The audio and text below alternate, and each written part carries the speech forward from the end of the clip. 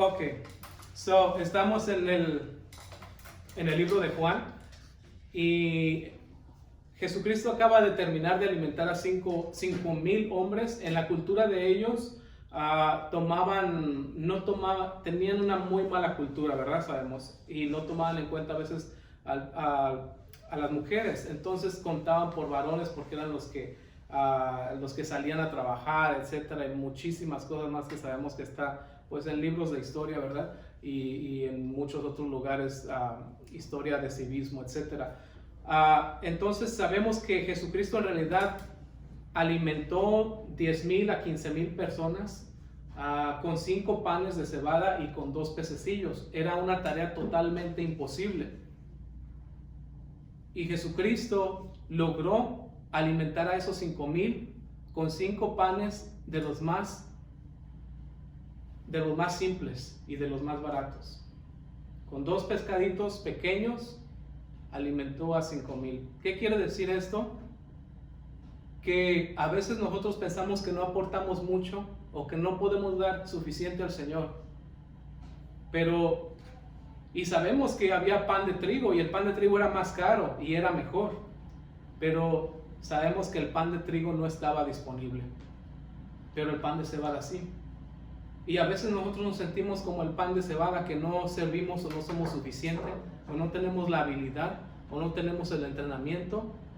Pero Jesucristo tomó esos 5 panes y le dio gracias a Dios por esos 5 panes y los multiplicó de forma que habilitó el milagro y satisfació la imposibilidad de alimentar a 5,000 personas. Todo lo que pongamos en las manos de Jesucristo va a ser bendecido y va a ser multiplicado. Dice aquí que después de que alimentó a los 5,000, envió a sus discípulos al otro lado del mar y él se quedó ahí y subió al monte. Y sus discípulos estaban en un problema porque Jesucristo acababa de rechazar una oferta que le ayudaría a satisfacer o a llenar o a cumplir más de 200 profecías del Antiguo Testamento. Y esto es que Jesucristo iba a ser rey. Quisieron hacerlo rey, pero Jesucristo, si se fijan, se escondió de ellos para que no lo hicieran rey. Entonces los discípulos dijeron: espérate, ¿qué está pasando aquí? ¿Qué no estamos con el Mesías? Si Jesucristo fuera el Mesías, ¿por qué se escondió? ¿Por qué no dejó que le hagan rey? Nos facilita todo el Antiguo Testamento. Si acepta el puesto, si acepta el cargo, nos te está facilitando y sabemos que es el Mesías. Y a lo mejor iban un poco dudosos mientras iban en la barca. ¿Y qué es lo que acontece cuando nosotros dudamos? Dios siempre trae tempestad, a veces para nuestras vidas, para que entendamos que Él es y que tiene todo bajo control.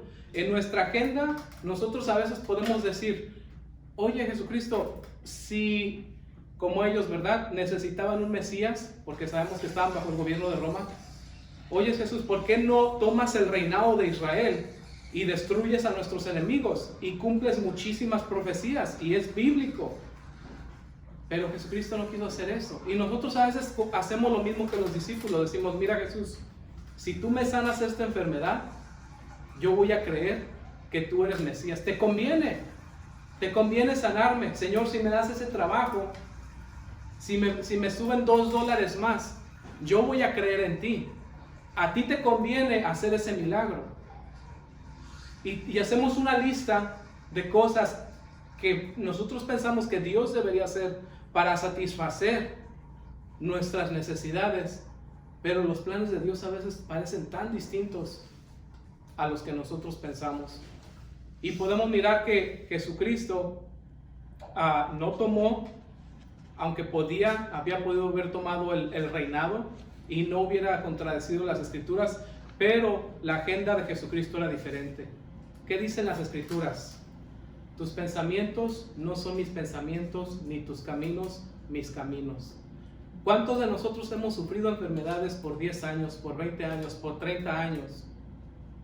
¿Cuántos de nosotros hemos estado o estamos afligidos y estamos en un túnel, en una forma en la que quizás por decisiones de nuestros padres nos pusieron y estamos atados, encadenados a que la sociedad nos mire de cierta forma. Y decimos, Señor, si eres Dios, ¿por qué no acudes a mi necesidad? Pero es que la agenda de Dios es muy diferente a la agenda de los hombres. Y eso es lo que estaba pasando aquí. Este milagro lo describe, es el mismo milagro que está en el libro de Marcos y en el libro de Mateo. Vamos al libro de Mateo, lo explica un poco más detallado. Mateo 14, del 22 al 33.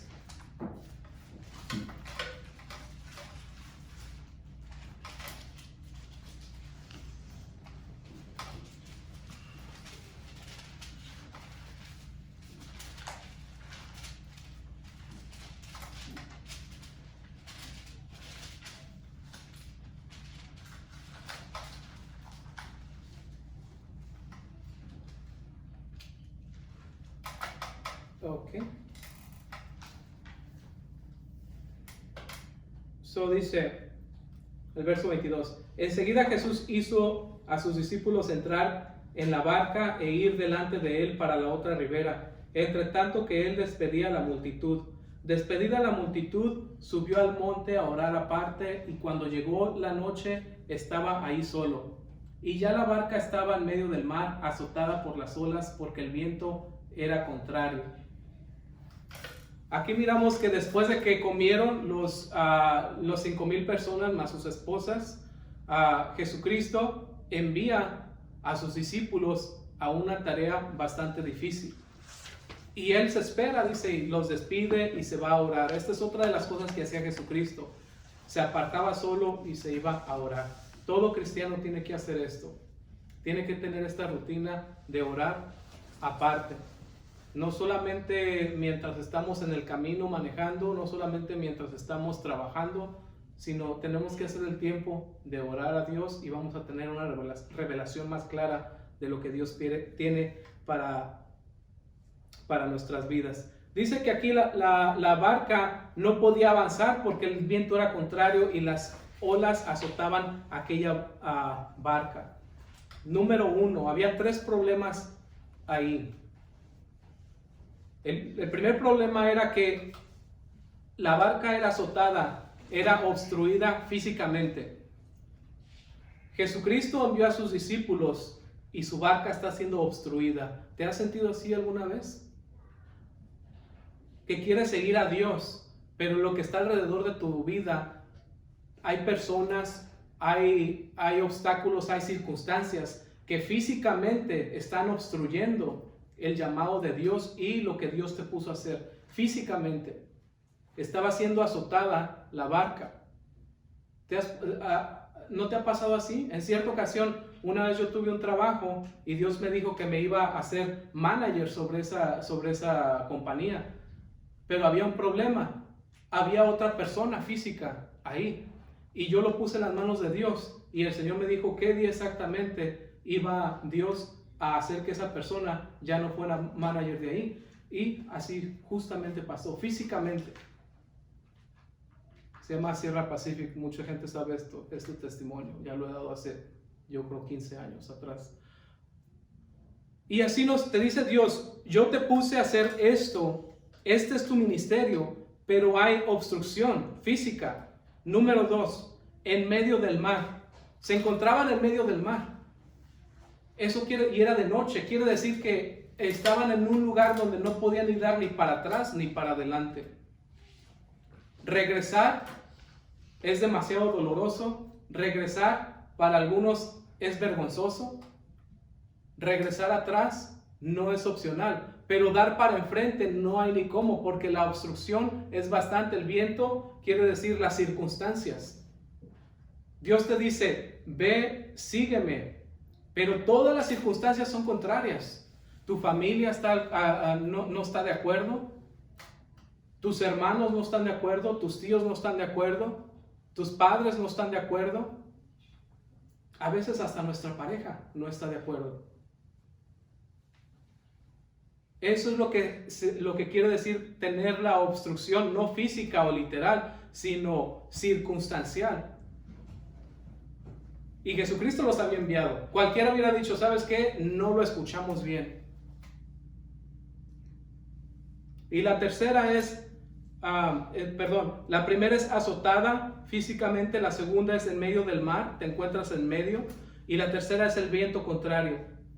Esa es la idea de Dios contraria a la expectativa del mundo actual. ¿A cuántos de nosotros nos han dicho, oye, me caías más bien cuando eras del mundo? Me caías mejor cuando no ibas tanto a la iglesia, porque ahora ya has cambiado bastante. A mí me llegaron, mi mamá, mi propia madre, hola más si me ves, ella misma me dijo a mí, ¿por qué no sigues como antes? Y es triste que la expectativa, a veces nosotros pensamos que va a ser porque Jesucristo te dijo que lo sigas, se va a tornar todo a tu favor. Y leemos salmos como el Salmo 23, donde dice, Jehová es mi pastor y nada me faltará, en delicados pastos me hará descansar. Delicados pastos, ¿dónde están los delicados pastos? Si es una copa amarga tras otra copa amarga, tras otra copa amarga, a veces el caminar con Jesucristo. Pero sabemos que es el camino correcto. ¿Qué es lo que quiere decir el Salmo 23 entonces? Que por lo general Dios te va a hacer descansar, pero no en cada momento de tu vida. Va a haber momentos de refrigerio, va a haber tiempo en los que tú descansarás de tus enemigos, como dice en el Antiguo Testamento. Va a haber tiempos en que Dios va a hacer que todo el mundo esté en paz contigo, pero va a haber tiempos de mucha guerra espiritual. Y yo no sé tú, pero ahorita es un tiempo de guerra tremendo. Yo creo que casi con todos los cristianos con los que he estado hablando, que son más cercanos a mí, están pasando por un tipo de tribulación y por un tipo de prueba. Pero el Señor está con nosotros y solamente nos dice, permanece, permanece, permanece, permanece, porque tengo todo bajo control. Entonces, en el plan del Señor, todo va a salir bien. Cuando pienses en que por qué te está yendo bien mal, por qué las cosas no son más fáciles si estamos con Dios, piensa en esto. Los primeros discípulos, el evangelio no fue bien recibido en el mundo. Si alguien te platicó así, a lo mejor no sabe mucha historia. El evangelio no fue bien recibido en el mundo. ¿Sabes lo que le hacían a gente como nosotros por creer en Jesucristo? Los tomaban, los arrestaban, ponían unos casos grandes con aceite, lo hacían hervir y los metían ahí adentro a hervir en el aceite. Y cuando yo siento que me está yendo muy mal porque Dios no está facilitando mis necesidades, me pongo a pensar en eso. Si ellos, dice por una parte por ahí en la escritura, que eran hombres del cual el mundo no era digno. Si ellos, siendo personas que dieron todo por el evangelio, Dios, entre comillas, no acudió a su necesidad, ¿por qué yo no he llegado, como dice el libro de Efesios, porque aún, no sé si es Efesios, perdón, porque aún no has resistido hasta la sangre? O sea que Dios a veces quiere que resistamos el ataque del enemigo hasta la sangre, hasta ser odiados de esa manera. ¿Y qué dice Jesucristo? Dice, regocíjense y gócense, dice, cuando por mi causa sean perseguidos, cuando por mi causa empiecen, dice, sean vituperados o sean, que empiecen a hablar malas cosas de ustedes, dice, por causa de mi nombre, por causa del llamado que yo te di. La gente te va a empezar a criticar, la gente te va a empezar a decir que hiciste mal, porque no puedes, you can't please everybody. You have to please the Lord, that's it. Dice, cuando empiece la gente a hablar mal de ti, dice, regocíjate y gózate, dice, porque tu nombre está escrito en el libro del cielo, el libro de la vida. Dice, porque así también persiguieron a otros profetas que fueron antes de ustedes. Vamos a continuar. Dice el verso 25. Mas a la cuarta vigilia de la noche Jesús vino a ellos andando sobre el mar, y los discípulos viendo andar sobre el mar se turbaron diciendo: un fantasma, y dieron voces de miedo. Pero enseguida Jesús les habló diciendo: tened ánimo, yo soy, no temáis.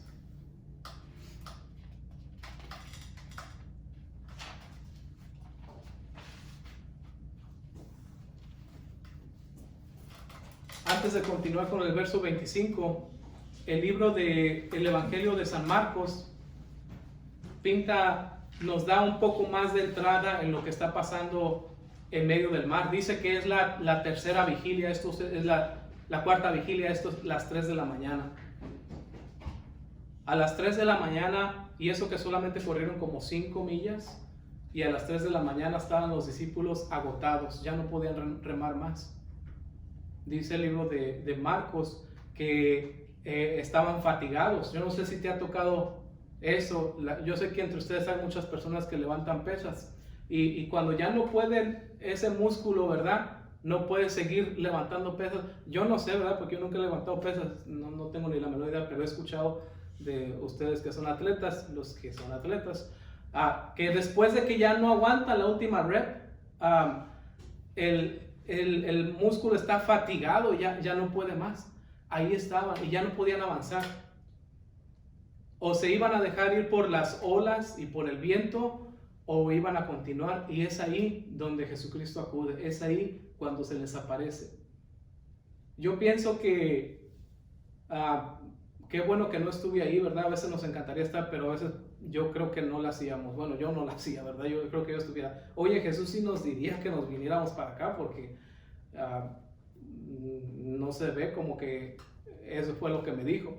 Pero, anyways, en la tercera vigilia, como a las 3 de la mañana, cuando estaban fatigados, se les aparece y ellos pensaban que era un fantasma, pero les dice el Señor: tengan ánimo, porque yo soy. Una de las cosas que brincan de la escritura ahí es que Jesucristo les está enseñando a sus discípulos lo imposible. Lo imposible es caminar sobre el agua. Y yo pienso que Jesucristo sabía que a lo mejor los discípulos murmuraron entre sí y decir: oye, ¿por qué, si este es el Mesías, ¿por qué no se hizo rey? Hombre, hubiera llenado tantas profecías. ¿Para qué hacerla larga? Mejor se hubiera dejado ser rey. Pero Jesucristo les quería enseñar lo imposible.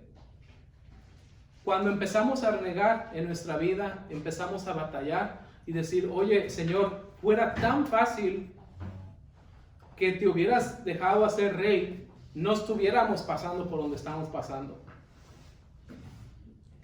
Pero Jesucristo, a través de ese problema, les iba a demostrar que ellos podían. No solamente les enseñó que Él podía hacer lo imposible, sino iba a habilitar a sus discípulos a hacer lo imposible. ¿Tú sabes que Dios quiere habilitarte para hacer lo imposible? Sí, nosotros aquí, también en Facebook y en YouTube. Jesucristo quiere habilitarte para hacer lo imposible. No a lo mejor en la manera que tu agenda piensa, que vas a ponerte a convertir esto en pan y todo eso. No. Dios te va a habilitar a hacer lo imposible y vas a mirar de qué forma.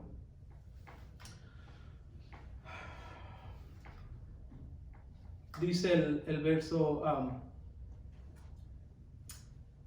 28, dice: entonces le respondió Pedro y dijo: Señor, si eres tú, manda que yo vaya a ti sobre las aguas.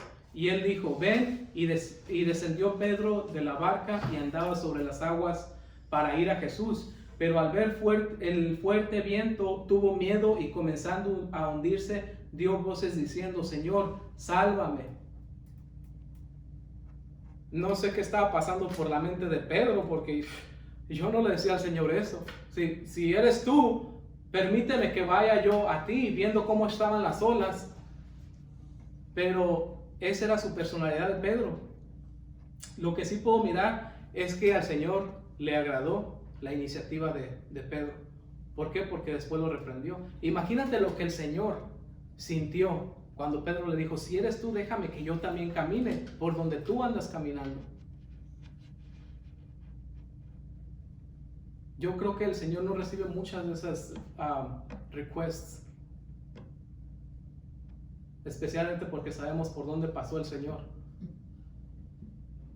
Pero ¿qué sería si nuestra oración sería, Señor, déjame hacer todo lo que tú haces, déjame tener tu corazón, sentir por la gente lo que tú sientes, ayudar a la gente, saber conocer tu corazón, adorarte como tú adorabas al Padre, buscar tu rostro a solas como tú buscabas el rostro de Dios a solas? Yo quiero ser como tú. Si uno de mis hijos me dice eso, me llenaría yo de alegría. Y eso es lo que Pedro le preguntó a Jesucristo. Le dijo, déjame ir, si eres tú, déjame ir para caminar contigo. Pero ¿qué es lo que pasó? Al apreciar al fuerte viento, tuvo miedo y se puso a evaluar la fuerza de las olas y del viento y olvidó que estaba caminando sobre el agua. Porque Dios no detuvo la tormenta y le dijo, Pedro, vente pues, ya que tanto estás diciendo. No, dejó que las olas permanecieran fuertes y que el viento permaneciera fuerte. ¿Y qué es lo que empezó a pasar? Pedro comenzó a caminar sobre las olas y el viento lo empujaba de reversa, pero él continuaba y no sabía dónde estaba pisando porque las olas eran fuertes, dice que rompía la barca. Pero él seguía caminando hacia donde estaba Jesucristo. Y cuando él empezó a evaluar la fuerza del viento y cómo las olas lo golpeaban, empezó a perder fe, empezó a perder fuerza y se empezó a hundir. Y entonces le pidió ayuda al Señor. Y eso es lo que pasa cuando nosotros comenzamos a mirar la fuerza de las olas y del viento. Y te olvidas de que estabas caminando sobre el agua. Tienes 3 años, 5 años, 10 años sufriendo una enfermedad y has estado caminando sobre el agua. No es el tiempo de dejar de caminar sobre el agua. Tienes 10 años, 20 años, 30 años que pusiste una petición en el trono de la gracia de Dios y no ha sido contestada. Y has estado caminando sobre el agua por 30 años, por 20 años, por 10 años. No es el momento de evaluar la fuerza de tu prueba. Es el momento de seguir caminando sobre el agua. Has estado viviendo en un hogar donde no te toman en cuenta, donde no escuchan tu voz. Y has estado caminando sobre el mar. Y ahora no es el tiempo de dejar de caminar sobre el mar. Vives con alcohólicos, vives con inconversos y has estado caminando sobre el agua por todo este tiempo y no es el tiempo de evaluar y de mirar cómo te azotan las olas ni de cómo te empuja hacia atrás el viento. Jesucristo les estaba mostrando que caminando con Él todo es posible. Ese era lo que Jesucristo les estaba enseñando. Quizás comienzas a caminar y sientes que las olas te golpean y que el viento te empuja.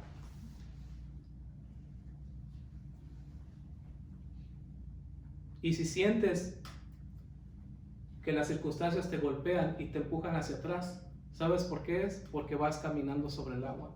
Si no fueras caminando sobre el agua, estuvieras adentro de la barca tomándote un cafecito.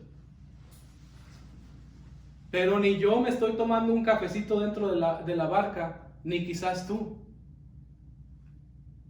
Si estás en una tormenta y estás escuchando estas palabras el día de hoy, es porque estás caminando sobre el agua con Jesucristo. Y el momento va a llegar en el que le vas a dar la mano y va a firmar todo en tu vida.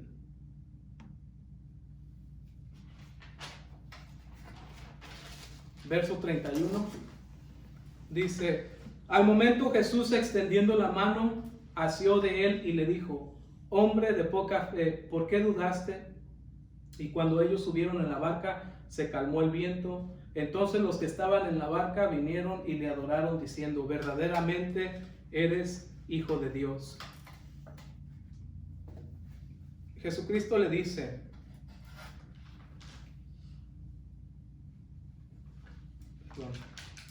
¿por qué dudaste?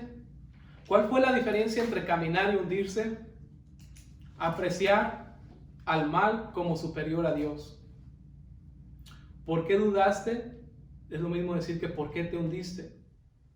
Y la respuesta es que no siguió caminando, no estuvo dispuesto a seguir siendo azotado por las olas y empujado por el viento. Si hoy estamos caminando con el Señor, ¿no es el momento de hundirnos? Si regresáramos atrás, el Señor nos dijera: ¿por qué dudaste? Si ya venías, ya estabas conmigo. Podemos mirar lo que sigue. Entran los dos a la barca. Ten ánimo y continúa caminando con él, porque van a llegar a la barca. Sus dudas, cuando él entró, dice que la tempestad terminó.